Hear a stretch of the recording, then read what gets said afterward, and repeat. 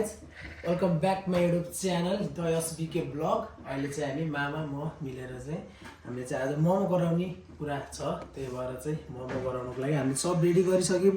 जस्तै हामीसँग किमा रेडी भइसक्यो, किमा हामीसँग प्याज रेडी भइसक्यो, हामीसँग धनियाँ रेडी भइसक्यो, हामीसँग अदुवा पनि रेडी भइसक्यो, हामीसँग मोमो मसला पनि छ, अनि यहाँ हामीसँग नुन छ।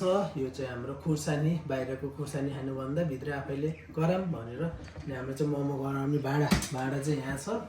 अनि हाम्रो चाहिँ मैदा सब गरेर रेडी भइसकेको छ। अब चाहिँ हामीले सबै यो मिक्स गर्नुपर्ने छ। मिक्स गरेपछि चाहिँ हामीले बिस्तारै मोमो गराउनु पर्ने हुनेछ। अरू भिडियो चाहिँ हाम्रो अघि आउँछ, केही छैन ल। अब चाहिँ हामीले मिक्स गरौँ है। ल हाम्रो चाहिँ यो प्याज पनि गयो, यो पनि गयो, हाम्रो धनियाँ पनि गयो, र हाम्रो अब चाहिँ हाल्नुपर्ने छ हामीले मोमो मसला पनि गइसक्यो। अब हाम्रो हाल्नुपर्ने छ नुन। हाम्रो चाहिँ नुन हाल्ने भाँडा यहाँ छ। हाम्रो चाहिँ नुन यहाँ छ, टक्क लगेर 2 चम्चा जति यस्तो हो।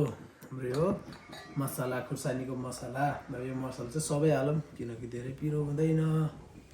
ल अब चाहिँ हामीले यसलाई साइड राखिदिउँ। अब चाहिँ हामीले यसलाई चाहिँ मोल्नु पर्ने हुनेछ, त्यही भएर अब यसले मोलौँ है त गाइज। ल चाहिँ तेल हाल्नुभन्दा अलि स्वादिष्ट हुँदैन कि भनेर हामीले चाहिँ घिउ, अर्ग्यानिक घिउ चाहिँ हामीले हाल्दैछौँ। त आएर